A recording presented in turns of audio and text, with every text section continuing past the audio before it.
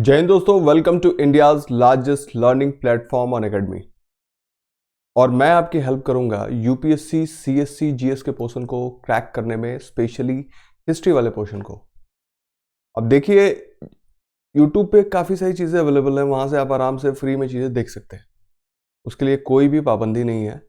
But अगर आप पूरी तरह से स्ट्रक्चर्ड कोर्स चाहते हैं और पूरी तरीके से आप इन्वॉल्व हैं स्टडी के लिए, यूपीएससी सीएससी जीएस के लिए, तो फिर आपको आई होप कि प्लस सब्सक्रिप्शन या फिर आइकनिक सब्सक्रिप्शन लेना चाहिए। मैं इस चीज़ को ऐसे ही नहीं कह रहा हूँ। देखिए आपको क्या क्या फ़ायदे हो सकते हैं। देखिए, एक फ़ायदा तो है सबसे पहला कि डेली लाइव क्लासेस आपको मिल जाएंगी, जहाँ पे एजुकेटर से यानी कि मुझसे आप चैट कर सकते हैं। कोई भी चीज़, कोई भी डाउट हो, कितना भी बड़ा डाउट हो, तो वहाँ पे आप पूछ सकते हैं, डिस्कशन कर सकते हैं और साथ ही पोल्स को आंसर कर सकते हैं जब क्लासेस चल रही हों। दूसरा कि जब भी लाइव टेस्ट एंड क्विजेस होंगी तो उसमें आप पार्टिसिपेट कर सकते हैं और आपको पता चलता रहेगा कि आपने जो भी प्रिपरेशन करी है उसमें आप कहाँ पर हैं। Means you will be able to evaluate your preparation by that way. तीसरा हम देखते हैं कि जो स्ट्रक्चर्ड कोर्सेज मिलेंगी, यूजुअली होता क्या है कि लोग यूपीएससी जीएस के लिए या फिर ऑप्शनल के लिए, किसी भी चीज़ के लिए तैयारी करना शुरू कर देते हैं and they get some topic and this goes very deep and deep, ठीक है, और मालूम चलता है कि दूसरी सारी चीज़ें छूटने लगती हैं। क्यों? क्योंकि एक जगह पे अगर आप ज़्यादा मेहनत कर रहे हैं तो दूसरी चीज़ उस टाइम के अंदर जो है छूटी जाएगी। तो हम आपको क्या करते हैं कि एक सिलेबस जो पूरा यूपीएससी का है, जीएस का है, हिस्ट्री वाले हिस्से का, उसको उठाते हैं, स्पेशली अगर मेरी बात करें तो। और उठाने के बाद से उसके पूरे सिलेबस में जो भी चीज़ें हैं उसको पॉइंट वाइज हम नोट करते हैं। पॉइंट वाइज नोट करने के बाद से उसके बाद ये सारी चीज़ें हम आपको बिल्कुल ही अच्छे तरीके से समझा देते हैं। समझाने के साथ ही मतलब आपको वहाँ पे कैसे आप इन चीज़ों को समझेंगे, लाइव क्लासेस मिलेंगी, रिकॉर्डेड क्लासेस मिलेंगी, उसके अलावा बहुत सारी चीज़ें मिलेंगी। क्या क्या मिलेगा मैं आपको बता रहा हूँ। आपको कुछ नहीं करना है। अगर आप प्लस सब्सक्रिप्शन या फिर आइकनिक सब्सक्रिप्शन लेना चाहते हैं, आपको बस अनअकैडमी का लर्निंग ऐप को डाउनलोड करना है। अगर आप फ़ोन यूज़ करते हैं तो एंड्रॉयड फ़ोन में अपने इसको खोलिए और वहाँ पे अनअकैडमी लर्निंग ऐप सर्च कीजिए, डाउनलोड कीजिए। ऐप अगर एप्पल यूज़ करते हैं तो फिर एप्पल के ऐप स्टोर से आपको मिल जाएगा। मेरे बारे में जान लीजिए कि मैं हूँ Yashwant Singh, master of arts English मेरी एजुकेशन क्वालिफिकेशन है। एक गवर्नमेंट डिपार्टमेंट में मैं एम्प्लॉयड हूँ और मैं आपको हिस्ट्री पढ़ाऊँगा और आपको यूपीएससी सीएससी जीएस वाले हिस्से को क्रैक करने में मदद करूँगा।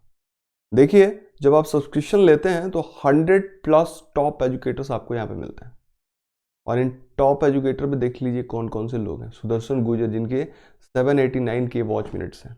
मृणाल पटेल 524 के इनके वॉच मिनट्स हैं। प्रकाश कुमार 251 के वॉच मिनट्स हैं। वैसे ही मुदित गुप्ता, रोमन सैनी 222 के वॉच मिनट्स हैं। आयुष सांगी, अमन शर्मा, दीपांशु सिंह और आशीष मलिक। तो ऐसे ऐसे लोग आपको पढ़ाएंगे। आपको भी लगेगा कि जो है, अगर आपने सब्सक्रिप्शन लिया है तो आपके पैसे बर्बाद नहीं है। फिर देखिए, कम्प्रिहेंसिव सिलेबस मिलता है जहाँ पे 15,519 से ज़्यादा कोर्सेज आपको यहाँ पे पढ़ने को मिलती हैं। पॉलिटी, गवर्नेंस एंड आईआर से 330 कोर्सेज हैं। हिस्ट्री से 323 कोर्सेज हैं। करंट अफेयर से आपको 287 कोर्सेज मिलती हैं। ज्योग्राफी से 272 कोर्सेज मिलती हैं। ऑप्शनल से 231, इंडियन इकोनॉमी से 174, साइंस एंड टेक्नोलॉजी से 116, एनवायरनमेंट एंड इकोलॉजी से 113 एंड जो प्रैक्टिस एंड स्ट्रेटजी वाला हिस्सा है वहाँ से 105। एनसीईआरटी समरी आपको 99 कोर्सेज मिलते हैं। आर्ट एंड कल्चर, यूजुअली ये मैंने यहाँ पे मैं पढ़ा रहा हूँ और हिस्ट्री इसके साथ ही है, तो आर्ट एंड कल्चर में आपको 81 कोर्सेज मिलेंगी, ठीक है। आंसर राइटिंग कोर्सेज जो आपको मिलेंगी 61 कोर्सेज मिलेंगी। प्लस सब्सक्रिप्शन में आपको क्या क्या चीज़ें मिलती हैं। देखिए, लाइव क्लास जो है प्लस में आपको मिलेगा, टेस्ट सीरीज मिलेगी, अनलिमिटेड प्रैक्टिस आप कर पाएंगे और स्ट्रक्चर्ड शेड्यूल मिलेगा। और अगर आप इसको लेना चाहते हैं तो देखिए, 1 मंथ, 3 मंथ, 6 मंथ के भी कोर्सेज हैं, बट मैं आपको कहूँगा कि एटलीस्ट 12 मंथ का लीजिए, जो कि 49,500 रुपये का है। और मेरा कोड RYS10 रेफरल कोड है, इसको आप यूज़ करते हैं तो सेम चीज़ जो है वो आपको 44,550 रुपये में मिलती है। अगर आप 2 महीने का 2 सालों का 24 मंथ्स का यूज़ करते हैं तो आपको 72,000 रुपये का ये मिलता है। मेरा कोड यूज़ कीजिए 64800। 3 सालों का लेते हैं तो 90,000 का है, और मेरा कोड यूज़ कीजिए RYS10, आपको 81,000 का ये मिलेगा। फिर देखिए, ये तो मैंने बताया प्लस के बारे में। अब आइकॉनिक जब आप लेते हैं तो आइकॉनिक उससे भी बेहतर है। आइकॉनिक में क्या क्या चीज़ें जुड़ जाती हैं, क्या क्या स्पेशल होता है। देखिए, live class, test series, unlimited practice और स्ट्रक्चर शेड्यूल तो प्लस जैसे बिल्कुल आपको यहाँ पे मिल ही जाएंगे। उसके अलावा ये 4 चीज़ें जो है आपको एक्स्ट्रा मिलती हैं, मतलब कि पर्सनल कोच मिलते हैं आपको, डेली मेन क्वेश्चन आंसर की आप प्रैक्टिस कर पाएंगे, स्टडी प्लानर होगा और पर्सनलाइज फीडबैक आप दे पाएंगे। उसके बाद ये दूसरी भी चीज़ है कि 12 मंथ का अगर आप आइकॉनिक लेते हैं, ये कम से कम 12 मंथ मतलब कि 1 साल से स्टार्ट होती हैं, तो आपको ये 69,500 रुपये का मिलता है, जबकि मेरा कोड इस्तेमाल कीजिए आपको 62,550 रुपये का मिलेगा। 2 सालों का अगर आप लेना चाहते हैं, उस पर ऑलरेडी जो है आप यहाँ पे देखिए 23% ऑफ है, तो मेरा कोड इस्तेमाल करने पे आपको ये सिर्फ 96,300 में मिलेगा। 3 सालों का लेते हैं, ऑलरेडी इस पर 32% ऑफ है, 1,41,000 का है। मेरा कोड इस्तेमाल कीजिए, एक्स्ट्रा मतलब 32% ऑफ तो आपको मिल ही रहा है, उसके बाद से एक्स्ट्रा जो है 10% इसमें और मिलेंगे, और 1,26,900 का आपको ये मिल जाएगा। देखिए, ऑप्शनल सब्सक्रिप्शन आप लेते हैं तो 1 मंथ का आपको 5,000 का है, 6 मंथ का जो है वो आपको 22,500 का है, 12 मंथ का एटलीस्ट आपको लेना चाहिए, जो कि 27,500 का है। मेरा कोड इस्तेमाल कीजिए और ये आपको सिर्फ 24,750 रुपये का मिलेगा। वैसे ही 2 सालों का 40,000 का है, कोड इस्तेमाल करने के बाद 36, 3 सालों का 50,000 का है, कोड इस्तेमाल करने के बाद 45 का आपको ये मिल जाएगा। अनअकैडमी पे हम एक लार्जेस्ट फोर्टनाइटली कंटेस्ट स्टार्ट कर रहे हैं यूपीएससी के लिए, और ये स्टार्ट होगा Feb 7, 2021 से। टाइम होगा 11 बजे, और लिंक इसका डिस्क्रिप्शन बॉक्स में दिया गया है, आप उससे इनरोल कर सकते हैं। कॉन्टेस्ट देखिए होगा क्या, 1 घंटे में 60 क्वेश्चन होंगे, 13 कॉम्बेट होंगे आपको ऐसे, और 6 सेक्शन से, और उसके बाद आपकी रिलेटिव स्कोरिंग की जाएगी। और जो कॉन्टेस्ट होगा फोर्टनाइटली होगा, और मतलब कि अल्टरनेट संडे, मतलब इस संडे को हुआ, अगले को नहीं, उसके अगले को। उससे फायदा क्या होगा आपको, रैंक 1 to 3 अगर आप उसमें ले आते हैं तो आपको 3 मंथ का यूपीएससी सीएससी जीएस का प्लस का सब्सक्रिप्शन फ्री दिया जाता है। और रैंक 4 to रैंक 150 अगर आते हैं तो आपको 1,000 रुपीज़ का अमेजॉन वाउचर मिलता है। नई बैचेस ऑलरेडी आज 26 जैन है, सबको हैप्पी रिपब्लिक डे।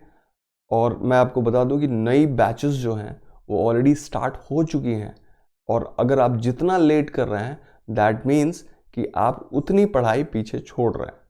तो बेहतर होगा कि अगर आप यूपीएससी सीएससी 21 के लिए हैं, 22 के लिए हैं, 23 के लिए एस्पिरेंट हैं, तो इस कोर्स को अब तो 1 दिन तो आप छूट ही चुके हैं, लेकिन ज्वाइन कर लीजिए।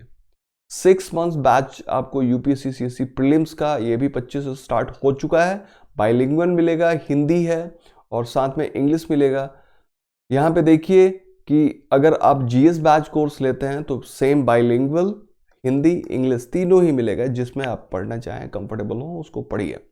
2 सालों का जीएस बैच का कोर्स आपको मिलता है, वैसे ही बाइलिंगुअल हिंदी और इंग्लिश में। और अगर आप सेम चीज़ पढ़ना चाहते हैं, जो कि ऑलरेडी एनसीईआरटी बैच जिसको कहते हैं यूपीएससी सीएससी प्रीलिम्स के लिए, तो ये भी 25 को स्टार्ट हो चुका है। मतलब जितना आप सोचने की कोशिश कर रहे हैं उतना आप लेट हुए जा रहे हैं। तो ये भी बाइलिंगुअल मिलेगा, पूरा पाठ्यक्रम हिंदी में भी आपको मिल जाएगा और इंग्लिश में मिलेगा। आइकनिक का मैं ऑलरेडी बता चुका हूँ। प्लस से 4 के बाद और भी क्या क्या चीज़ें हैं, एक बार फिर से मैं आपको रिपीट कर देता हूँ। पर्सनल कोच मिलते हैं, मेन टेस्ट सीरीज मिलती है आपको, उसका एवेल्युएशन भी होता है, और उसके अलावा आपका स्टडी प्लानर जो होगा वो कस्टमाइज ये होगा। अटेंड स्टडी बूस्टर सेशन आप कर पाएंगे, उसको अटेंड कर पाएंगे। हाई इंटेंसिटी वर्कशॉप्स होंगी, प्रैक्टिस कर पाएंगे आप आंसर राइटिंग का डेली, और उसके साथ डेली कंटेंट के प्रिपरेशन को बढ़ा दिया जाएगा। इसकी प्राइजेस जो हैं ऑलरेडी 25 जैन से हाइक हो चुकी हैं। तो अब हाइक हो चुकी हैं, बट आप लोग सोचते सोचते सोचते सोचते रह गए हैं। तो फिर भी अगर आप देखिए, पैसा बात नहीं होती है, बात होती है कि आप रियली सीरियस हैं, और अगर सीरियस हैं तो फिर आप इसमें एडमिशन ले लीजिए, सब्सक्रिप्शन इसका ले लीजिए। देखिए, प्लस ऑप्शनल होगा, और जीएस आइकनिक अगर आप लेते हैं तो इसके 12 मंथ की कोर्स है 88,705 की, लेकिन अगर आइकनिक छोड़ करके दोनों ही प्लस ले लेते हैं तो 70,103 रुपीज़ की है। 24 मंथ्स की 1,31,510 की है, और 24 मंथ्स का मतलब आइकनिक हटा करके दोनों प्लस ही रखते हैं आप तो 99,680 की है। वैसे ही 36 मंथ का लेते हैं तो 1,67,220 का है। मतलब कि ये कंप्लीट पैकेज है, कंप्लीटली आपको जीएस भी मिलेगा, कंप्लीटली आपको यहाँ पे ऑप्शनल भी मिलेगा। और यहाँ पे देखिए, दोनों ही अगर आप प्लस वाले लेते हैं तो 121,200 का है। कल की जो हमने क्लास ली थी उसमें हमने पढ़ा था टेम्पल आर्किटेक्चर के बारे में। एक बार थोड़ा सा आपको रिवाइज कर देता हूँ, अगर आप भूल गए हों तो फिर मैं रिवाइज करते हुए इसको चलता हूँ। देखिए, मंदिर वास्तुकला थी। मंदिर वास्तुकला हम जानते हैं कि मंदिर किसको कहते हैं, जहाँ पे हम सभी लोग, स्पेशली हिंदू धर्म के लोग, बौद्ध धर्म के लोग, जैन धर्म के लोग पूजा करने जाते हैं। उसके अलावा कई सारे रिलीजियस प्लेसेस हैं जो हमारे इस्लाम धर्म से संबंध रखते हैं, वो मस्जिद में जाते हैं। जो क्रिश्चियन हैं वो हमारे गिरजाघर में जाते हैं। सिख जो हैं वो गुरुद्वारे में जाते हैं। तो हर एक धर्म के अलग अलग अपने रिलीजियस प्लेसेस होते हैं। बट हम चूंकि इससे पहले इंडस वैली सिविलाइजेशन के आर्किटेक्चर, स्कल्पचर, पॉटरी को पढ़ चुके हैं, वैसे ही हम फिर हमने मौर्यन के बारे में पढ़ा था।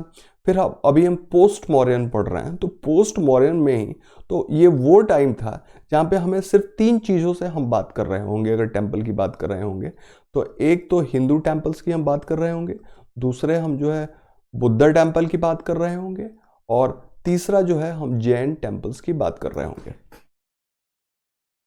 देखिए, टेम्पल आर्किटेक्चर में काफ़ी बदलाव आया शुरुआती दौर से।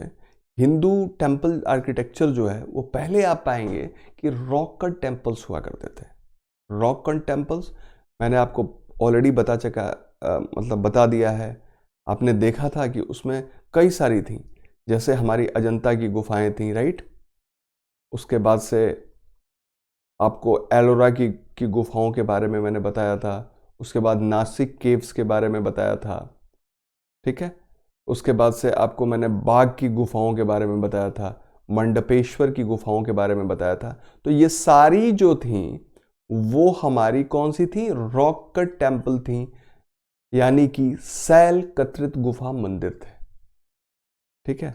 अब ये चाहे हिंदू धर्म से संबंधित थे, बौद्ध धर्म से संबंधित थे, या फिर जैन धर्म से संबंधित थे। अब इसमें क्रमिक विकास होता है। जैसे अगर ह्यूमन के इवोल्यूशन के बारे में भी पढ़ें तो आप क्या पाते हैं कि ह्यूमन का इवोल्यूशन भी अगर आप देखें तो पहले जो है काफ़ी मतलब झुक के चलने वाले लोग आए। उसके बाद से फिर धीरे धीरे लोग खड़े हुए। उसके बाद ऐसा मानते हैं कि स्पाइन्स बिल्कुल सीधी हो गई, चेहरे का तरीका बदला। तो इस तरह से इवोल्यूशन होता है ना। तो वैसे भी मंदिरों में भी हम पाएंगे कि इवोल्यूशन हुआ था, और ये इवोल्यूशन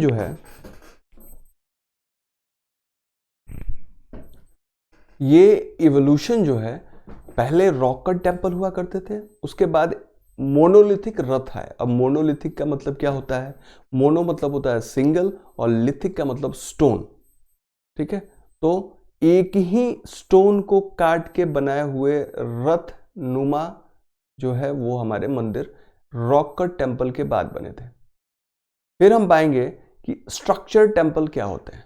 स्ट्रक्चर टेम्पल मतलब कि पूरे तरह से स्ट्रक्चर्ड, कि उसमें एक प्रवेश द्वार होगा, मंडप होगा, गर्भगृह होगा, कलश होगा। ये सारी चीज़ें बाद में स्ट्रक्चर्ड मंदिरों में देखने को हमको मिलती हैं, या फिर हिंदी में इसको आप संरचनात्मक मंदिर कह सकते हैं। यहां पे देखिए सबसे अच्छा एग्जाम्पल ये है एलोरा का कैलाशनाथ मंदिर। कैलाशनाथ मंदिर मैं ऑलरेडी आपको पढ़ा चुका हूं। कैलाशनाथ मंदिर जो है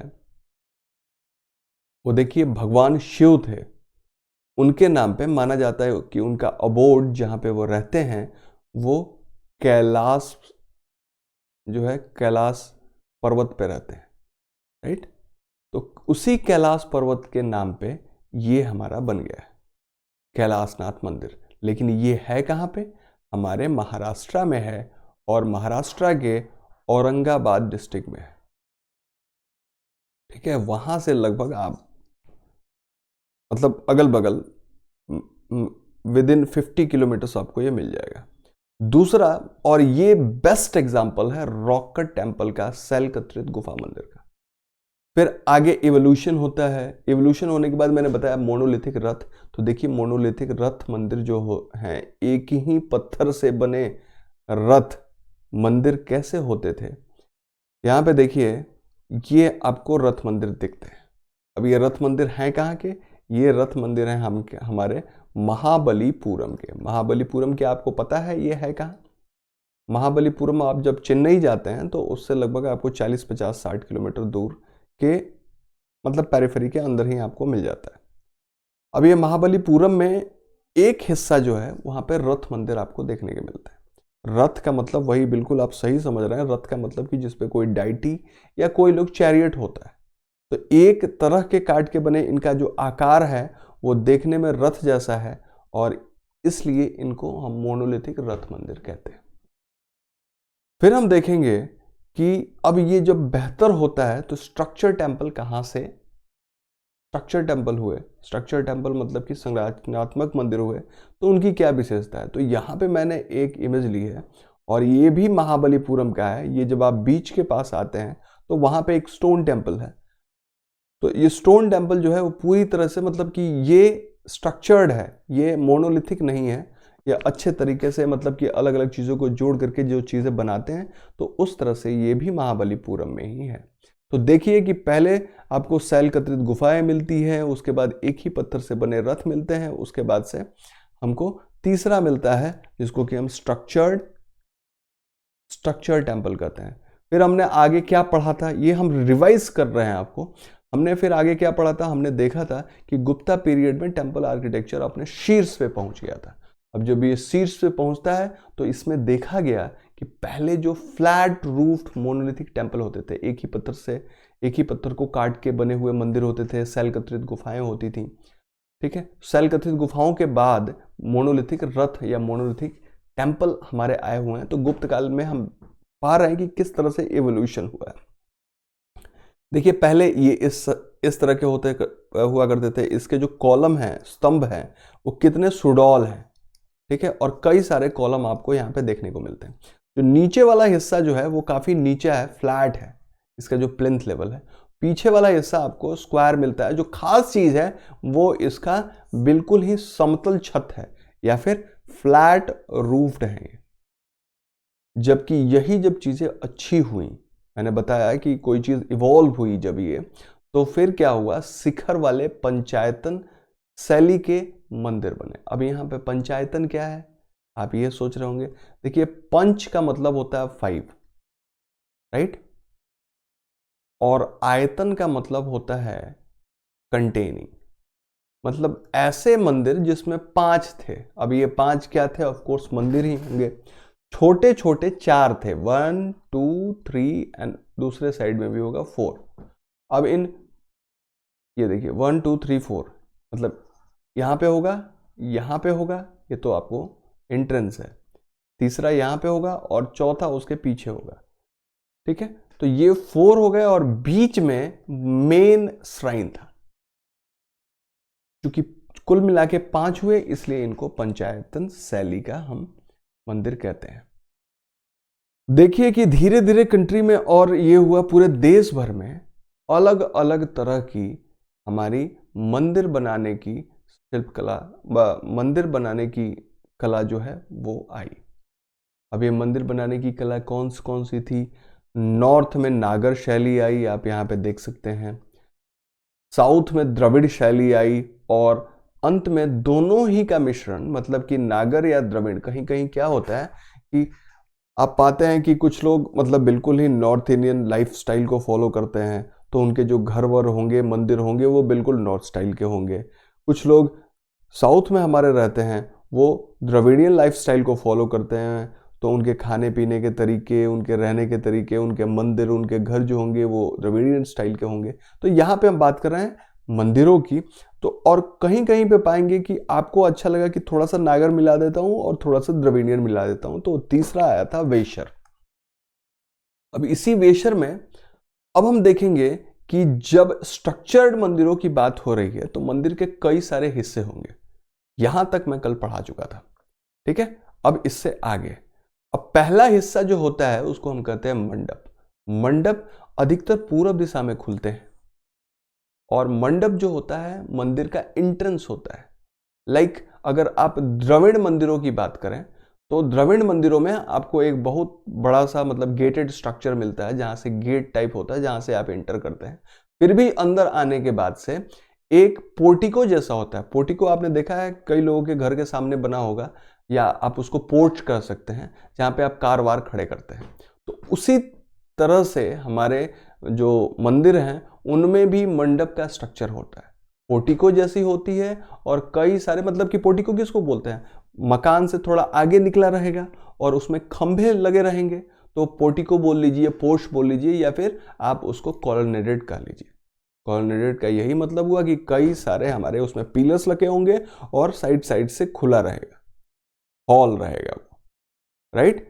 तो ये हॉल किस लिए प्रयुक्त होता था, जो भी वहां पे पूजा करने लोग आते थे वो उसी में एकोमोडेट होते थे, वहीं पे बैठते थे। उसके अलावा मान लीजिए कि किसी की मन्नत पूरी हो गई, भगवान से उसने ये मांगा, फिर वो क्या कराएंगे, वहां पे जाके कीर्तन कराएंगे। तो इस तरह से कीर्तन होगा, नृत्य होगा, या फिर जो भी रामलीला होगी, कृष्ण लीला होगी, इस तरह के जो भी इंटरटेनमेंट्स वगैरह थे, वो इंटरटेनमेंट्स हम पाते हैं कि इसी मंडप में हुआ करते थे। अब ये मंडप जो थे वो कई साइजेस के थे। मान लीजिए पहले एक छोटा है तो वो हमारा मंडप हो गया, फिर उसके बाद थोड़ा आगे जाएंगे, उससे थोड़ा सा बड़ा है तो हम पहले जो ज्यादा छोटा है उसको हम अर्ध मंडप कह लेंगे, उससे थोड़ा बड़ा है तो वो मंडप हो गया, और कोई बहुत बड़ा है तो हम उसको क्या कहेंगे, महामंडप कह लेंगे। अब हम यहां से स्टार्ट करते हैं, ताकि ये जो थी वो मतलब इसके पीछे वाली वो पहले की क्लास थी। अब चूंकि पूरी तरह से समझने के लिए इसको जानना जरूरी, रिपीट करना जरूरी था, इसलिए अब देखिए गर्भगृह क्या होती है। गर्भगृह का मतलब होता है womb house. What do you understand by womb house? Womb house जो होती है, वूम का मतलब क्या होता है, इस वीडियो को कई सारी जो है फीमेल कैंडिडेट्स भी देख रही हैं। हर एक स्त्री में एक वूम होता है, वूम को हम कहते हैं गर्भ। और गर्भ जो है काफी पवित्र स्थान होता है, क्योंकि हमारा आपका, चाहे आप मेल हैं फीमेल हैं, सबका जन्म उसी वूम से होता है। तो और उस वूम से सबका जन्म होता है, तो इसी तरह से हमारे मंदिरों में भी गर्भ के आकार की, गर्भगृह इसलिए इसको हम कहते हैं, सैंक्टम सैंक्टोरियम इसको हम कहते हैं, तो वो होता है हमारा गर्भगृह।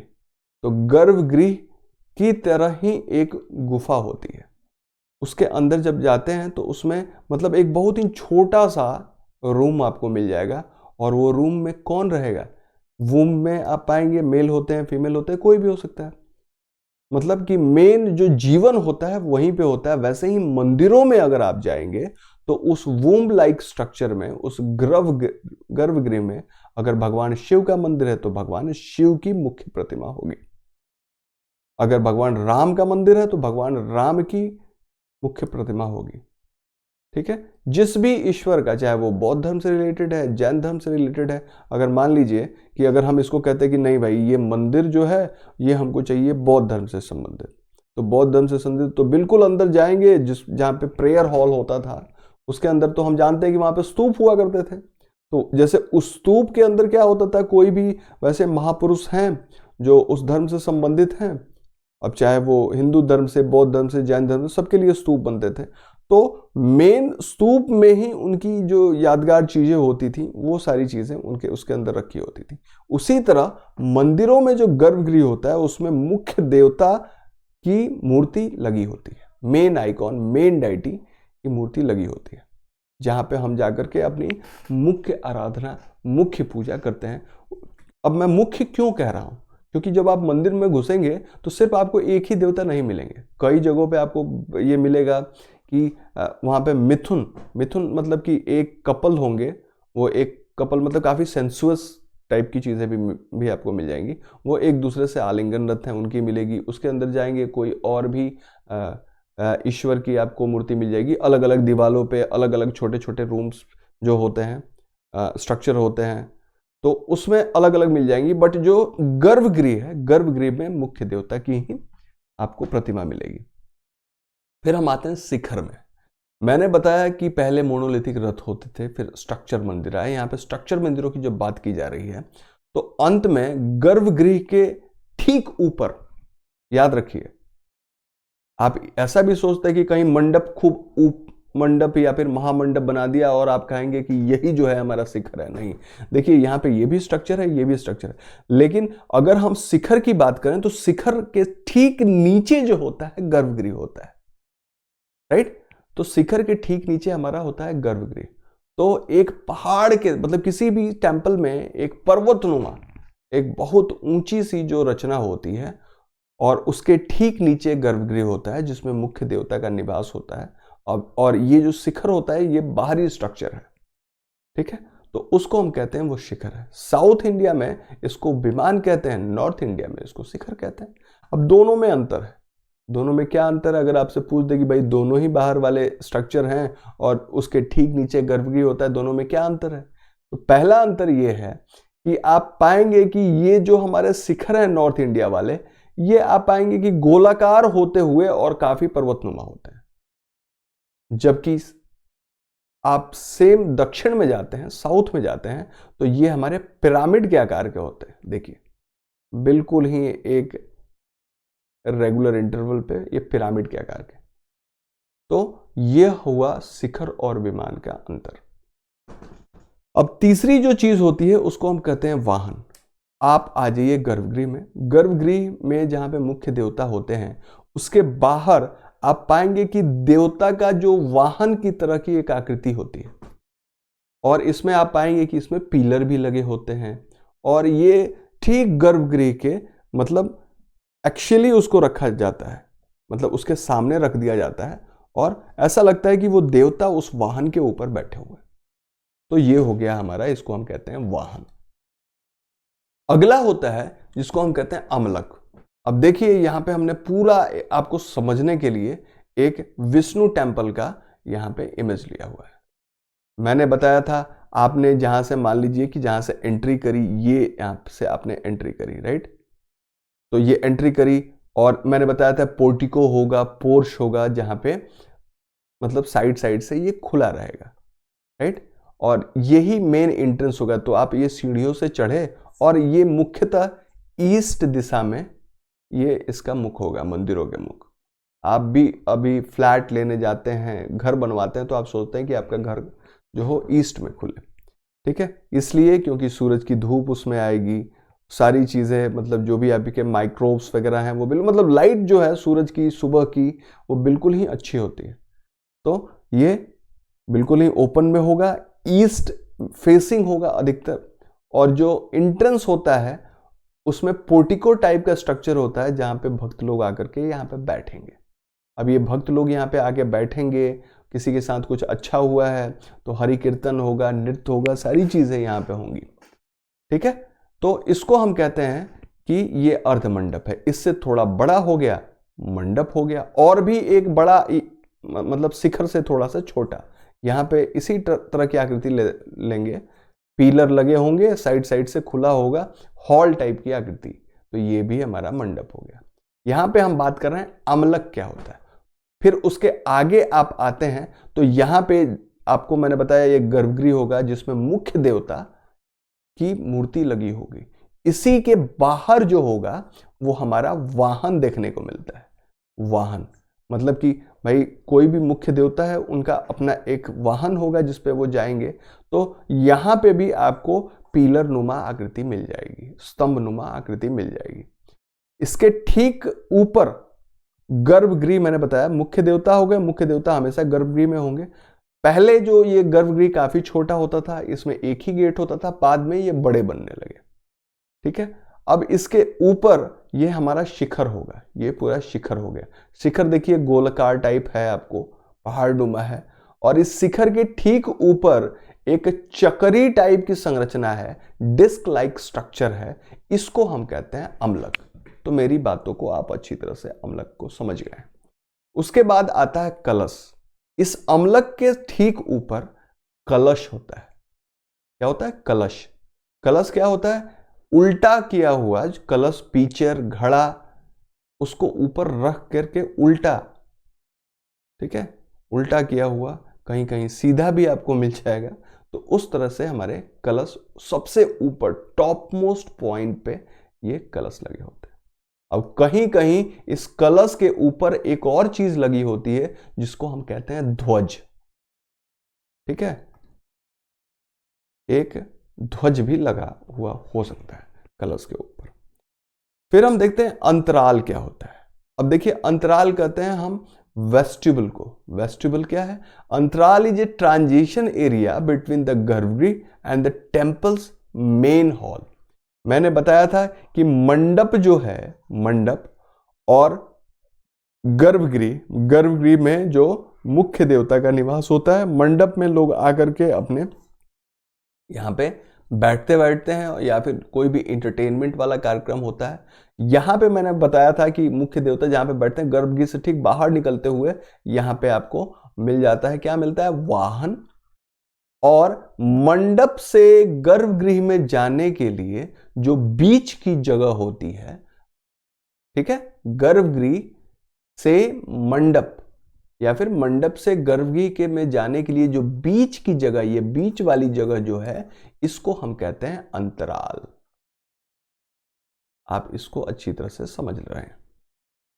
फिर हम अंत में आते हैं जगती क्या होती है। अब देखिए ये जो मैंने आपके सामने रखा हुआ है, ये प्रपोज्ड प्लान है हमारे अयोध्या में राम टेम्पल का, और आपको देख के ही पता चल रहा है, ये शिखर देखिए, शिखर, राइट, ये शिखर आपको कैसे लग रहा है? गोलाकार लग रहा है। इसका मतलब ये कौन सी शैली हो गई? नॉर्थ में कौन सी शैली हो गई? नागर शैली। अगर यही पिरामिड टाइप का आपको देखने को मिलता, तो पिरामिड टाइप का अगर देखने को मिलता है तो फिर ये क्या होता? फिर ये आपको ये द्रविडियन शैली होती। लेकिन ये द्रविडियन शैली अभी नहीं है, कौन सी है? नागर शैली है। हम आपको अभी बताने वाले हैं कि क्या होती है नागर शैली। तो यहां पे हम बात कर रहे हैं जगती की। अब देखिए जगती क्या है। मंदिर में आप घुसने के बाद से स्टार्ट में ही आपको मिल जाता है मंडप, और ये मंडप देखिए पोर्टिको टाइप का है। ये हॉल बिल्कुल ही आपको खुले मिलेंगे। ठीक है, तो मंडप मतलब मंडप तो ये भी हो गया, फिर ये भी हो गया, इससे बड़ा भी कुछ हो सकता था। तो ये मंडप हो गया जहां पे दर्शनार्थी वगैरह लोग रहेंगे, वहां से खड़े खड़े पूजा उपासना या फिर बैठना या फिर जो भी कार्यक्रम है वो होगा। तो मंडप हो गया। अब एक मंडप है, दो मंडप है और तीन मंडप है। तो इसके देखिए यहां पे देखिए कि ऊंचाई बढ़ घट रही है, तो इसको आप कह सकते हैं अर्धमंडप, राइट, अर्धमंडप। उसके ऊपर हमको मिल जाता है थोड़ा सा बड़ा मंडप, और यहां पे तीसरा जो मिलता है उसको हम कह सकते हैं महामंडप। ये बिल्कुल आप समझ गए। महामंडप, महामंडप से आप और अंदर की तरह जाते हैं, मतलब यहां तक तो ये हो गया हमारा अर्धमंडप, मंडप, यहां पे मैं लिख रहा हूं अर्धमंडप, यहां पे लिख रहा हूं मंडप, और अंत में लिख रहा हूं महामंडप। ठीक है, महामंडप। तो महामंडप से जब आप अंदर की तरफ जाते हैं, तो शिखर के ठीक नीचे मैंने आपको बताया था क्या होता है? गर्भगृह होती है, गर्भगृह। गर्भगृह में कौन होता है? मुख्य देवता की मूर्ति। मतलब कि अगर ये श्री राम टेम्पल का प्रपोज प्लान है, तो श्री राम की मूर्ति बिल्कुल इस गर्भगृह के अंदर होगी। ठीक है, अब इस गर्भगृह और इस महामंडप, या फिर मतलब गर्भगृह और जो भी मंडप, आप इसको महामंडप कह लीजिए, मंडप कह लीजिए, या फिर अर्धमंडप कह लीजिए, तो जो भी गर्भगृह के पहले है उसके बीच का जो ट्रांजिशन पीरियड है, महामंडप से गर्भगृह में जा रहे हैं, मंडप से गर्भगृह में जा रहे हैं, मान लीजिए महामंडप नहीं है, या फिर अगर अर्धमंडप ही है, छोटा सा ही अगर है, तो उससे गर्भगृह में जा रहे हैं, तो बीच वाले हिस्से को हम कह रहे थे अंतराल। क्या कह रहे थे? अंतराल। तो वो वाला हिस्सा यहां पे होगा कहीं, ठीक है, अंतराल। और अंतराल, अब यहां पे बात हो रही है जगती की क्या है। तो जगती देखिए, आप आए राम मंदिर घूमे और आपको मन है कि थोड़ा सा हम बैठ लेते हैं यहाँ पे, तो मंडप में तो भाई जो दर्शनार्थी हैं, जो दर्शन करना चाहते हैं, वो जाके बैठेंगे। अब आपने घूम लिया है, अब थोड़ी देर आप बैठना चाहते हैं, तो अब कहाँ पे बैठेंगे? ये जो बाहर वाला हिस्सा आप देख रहे हैं, ये देखिए, ये पूरा तो आपको प्रदक्षिणा पथ है। प्रदक्षिणा क्या होती है? मंदिरों में आप जाते हैं तो आप क्या करते हैं कि आप ईश्वर के पूरे मंदिर के चारों तरफ गोल गोल घूमते हैं, हाथ जोड़ लेते हैं, उसके बाद घूमते जाते हैं। ये सभी लोग करते हैं। मैंने आपको बताया कि जैसे चैत्यों में बौद्ध भी अपने स्तूप के मतलब चारों तरफ घूमते हैं, वैसे ऐसा जैन में भी होता है। जो हमारे इस्लाम धर्म को मानने वाले लोग हैं, वो भी अपने जब वहाँ पे हज के लिए जाते हैं तो वो भी उसकी प्रदक्षिणा करते हैं। तो उनका कुछ दूसरा तरीका होता होगा कैसे प्रदक्षिणा करते हैं, लेकिन ये प्रदक्षिणा अपने मंदिर की सभी लोग करते हैं, अपने रिलीजियस प्लेस की सभी लोग करते हैं। तो ये प्रदक्षिणा पथ हो गया जिसके चारों तरफ आप घूमेंगे, और उसी के बाहर जो है आप यहाँ पे बैठ पाएंगे, और इस बैठने वाली जगह को हम जगती कहते हैं। तो it is a raised platform for sitting and praying and is common in north India temple. और ज्यादातर जगती आपको है वो नॉर्थ इंडिया टेम्पल में ही मिलती है। अब हम आ रहे हैं, मैंने आपको बताया था कि नॉर्थ इंडिया में टेम्पल की स्टाइल क्या थी? नागर शैली थी। नागर, या फिर आप इसको उत्तर भारतीय मंदिर शैली कह सकते हैं। सारी चीजें आप समझ गए हैं। अब मैं आपको ये बताना चाहता हूं कि नॉर्थ इंडिया के जितने भी टेम्पल होते थे वो किसी प्लेटफॉर्म पे बने होते थे, और उस प्लेटफॉर्म पे ऐसे ऊपर चढ़ने के लिए सीढ़ियां लगी होती थी। जबकि साउथ इंडिया में आप पाएंगे कि बहुत बड़े बड़े बाउंड्री वाल या फिर गेट लगे होते थे। ऐसी चीजें हमको नॉर्थ इंडिया के टेम्पल में या फिर नागर शैली के मंदिरों में देखने को नहीं मिलती है। स्ट्रक्चर वाली बात समझ गए? एक प्लेटफॉर्म होगा, पत्थर का मंच बना होगा, उसके ऊपर जो है मंदिर बना होगा जिसमें सीढ़ियां लगी होंगी। अधिकतर मंदिरों में आपको विस्तृत चार दीवारी या फिर प्रवेश द्वार, बड़ा लंबा चौड़ा गेट नहीं देखने को मिलता है। शिखर जो है, शुरुआती मंदिरों में सिर्फ एक शिखर हुआ करते थे, जो मैं आपको बताया था, ये वाले शिखर हुआ करते थे। यहां पे नागर शैली की बात हो रही है। बाद के मंदिरों में कई सारे शिखर हुआ करते थे। तो अब आप ये सोच रहे होंगे कि फिर गर्भगृह जो होगा वो किस में होगा? जो सबसे ऊंचा शिखर होगा उसके ठीक नीचे जो होता वो यहां पे गर्भगृह होगा। और ये जो शिखर का आकार जो होगा वो टेम्पल कितना बड़ा है उस पर पूरी तरीके से जो है हमारा संबंधित होगा। हम देखिए कि अब यहां पे थोड़ा सा और जानेंगे क्या है। मैंने बताया कि शिखर पहले एक बनता था, बाद में कई सारे शिखर बनने लगे। अब भारत में अलग अलग जगहों पे जाएंगे तो मैंने आपको बता दिया कि उनको क्या क्या कहते हैं, कि जगती होती है नॉर्थ इंडिया में, उसके बाद अंतराल होता है, गर्भगृह होता है, मंडप होता है। तो ये इन सारी चीज़ों के बारे में मैंने आपको ऑलरेडी बता दिया। इसी में आगे बढ़ते हुए हम जाएंगे कि हमने ये कहा आपको कि शिखर पहले एक होते थे, बाद में सब कई सारे शिखर बनने लगे, और इन शिखर को बनाने का तरीका भी जो था उसमें भी अंतर था। जो सबसे ऊंचा शिखर होता था उसके नीचे गर्भगृह होता था, गर्भगृह में मुख्य देवता की मंदिर होती थी, मुख्य देवता की हमारी प्रतिमा लगी होती थी। अब जो ज्यादातर हमको उत्तर भारत में देखने को मिलता है वो बिल्कुल ही साधारण तरह के शिखर हैं, जिसका बेस जो होगा, यहाँ पे देखिए ये वाला बेस आप पाएंगे कि ये बेस जो होता है वो हमारा स्क्वायर बेस होता है। और पूरा वॉल जो होता है वो इनवर्ड स्लोप लिए होता है। ये देखिए, इनवर्ड स्लोप लिए हुए जाता है और एक पॉइंट की तरह जिसको हम कहते हैं लेटिना। और ये लेटिना और इस तरह के शिखर को हम लेटिना शिखर या फिर रेखा प्रसाद शिखर कहते हैं। बात क्लियर हो गई? शिखर जो होगा उसका बेस स्क्वायर होगा, वर्गाकार होगा और उसकी दीवारें शीर्ष पर एक बिंदु के तरफ अंदर की तरफ ऐसे मुड़ती हुई जाएंगी, अंदर की तरफ मुड़ती हुई जाएंगी एक बिंदु की तरफ। और इस तरह के शिखर को हम लेटिना शिखर या फिर रेखा प्रसाद शिखर कहते हैं। दूसरा जो मेजर टाइप है उसको हम कहते हैं नागर। नागर शैली का फामसाना। नागर तो भाई पूरी की पूरी है, इसको हम कहते हैं फामसाना। अब ये जो फामसाना तरह के शिखर होते थे, फामसाना तरह के शिखर वाले जो मंदिर होते थे वो क्या होते थे, इससे और बड़े होते थे। जैसे मैंने आपको बताया कि लेटिना शिखर होता है, नीचे का जो हिस्सा होगा वो वर्गाकार होगा और ऊपर की तरह एक पॉइंट की तरफ यह मुड़ता जाएगा। दूसरा तरीका मैंने आपको बताया फामसाना होता है, वो इस लेटिना वाले से थोड़ा और चौड़ा होगा लेकिन छोटा होगा। और इसकी क्या विशेषता होगी, और इसका जो छत होगा उसमें कई सारे स्लैब जो होंगे वो धीरे धीरे उठेंगे और एक मतलब ऊपर की तरफ उठते जाकर के एक जगह पे जाके मिलेंगे।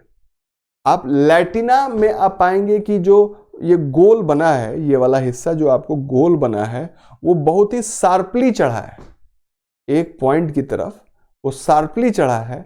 लेकिन ये वाले जो हैं हमारे फामसाना वाले, यहां पे मैं लिख देता हूं फामसाना टाइप ऑफ शिखर टेम्पल। ठीक है, फामसाना के आकार के, फामसाना के प्रकार के शिखर वाले मंदिर। मैंने आपको बताया ये लेटिना वाले जो शिखर वाले मंदिर हैं उससे क्या होगा, उससे चौड़े होंगे लेकिन उससे छोटे होंगे। जब चौड़े होंगे ये तो क्या होगा, इसमें जो ऊपर की तरफ ये जब चढ़ेगा ऐसे ऐसे गोल होकर के, ये भाई ऊपर की तरफ इसको चढ़ते जाना है, तो ये जो चढ़ते जाना है तो आपको लेटिना वाले में बिल्कुल ही शार्प स्लोप मिलता था, लेकिन इसमें जो स्लोप आएगा धीरे धीरे आएगा, जेंटल स्लोप आएगा। तो जेंटल स्लोप आने की वजह से ही तो ये चौड़ी होगी। ठीक है, और इसमें और तीसरा प्रकार जो है, तीसरा प्रकार कौन सा है, उसको हम बल्लभी टाइप कहते हैं। अब बल्लभी क्या होता है, these are rectangular buildings with a roof that rises into a vaulted chamber. यह एक रेक्टेंगुलर बिल्डिंग होती है जिसकी रूफ धीरे धीरे ऊपर वॉल्टेड चैम्बर, एक खुले हुए घुमावदार कक्ष में जाकर के ये मिलती है। तो तीन तरह के शिखरों का प्रकार आपने जाना। पहला शिखर का प्रकार था लेटिना, दूसरा शिखर का ये प्रकार था फामसाना और तीसरा है हमारा बल्लभी। अब ये देखिए, ये तीनों तरह के शिखर हमने जो जाने, तीनों तरह के जो शिखर हमने यहां पे जाने, उनकी मुख्य विशेषता नागर शैली में, उत्तर भारतीय मंदिर शैली में आपको ये देखने को मिलती है। और इसकी मुख्य विशेषता क्या है, मैंने स्टार्ट में ही बताया था। उत्तर भारतीय मंदिर शैली जो थी वो पंचायतन स्टाइल में बनी हुई थी, जिसमें एक जो होता था मुख्य मंदिर होता था और चार जो होते थे इसके अगल बगल छोटे मंदिर होते थे। ठीक है, तो यह है उत्तर भारतीय मंदिर शैली की मुख्य विशेषता। आपने बिल्कुल अच्छी तरह से जान लिया कि मंडप क्या होता है, शिखर क्या होता है, गर्भगृह क्या होता है, अंतराल क्या होता है, जगती क्या होती है, वाहन क्या होता है, रथ मंदिरों के बारे में भी जाना। तो यहां तक हमारी पूरी की पूरी नागर शैली खत्म होती है। अब यहाँ पे मेरा टेलीग्राम चैनल का लिंक मैंने दिया हुआ है। ये क्या है, आपको बस टेलीग्राम पे जाना है, unacademy_यशवंत_सिंह को सर्च करना है, उसको ज्वाइन कर लीजिए। और अगर आप रियली में सीरियस हैं देन लेट्स क्रैक इट। क्या क्रैक करना है? यूपीएससी सीएससी का जीएस वाला हिस्सा। मेरे कोड RYS10 का इस्तेमाल कीजिए और प्लस या आइकॉनिक में जितनी जल्दी हो सके सब्सक्रिप्शन लीजिए। अगर आपको वीडियो अच्छी लगी है तो इसको लाइक कीजिए, शेयर कीजिए और यूपीएससी अनअकैडमी को सब्सक्राइब जरूर कीजिए। बेल आइकॉन को दबाना ना भूलें ताकि जो भी नोटिफिकेशन आए वो आपको मिलती रहे। थैंक्स। जय हिंद।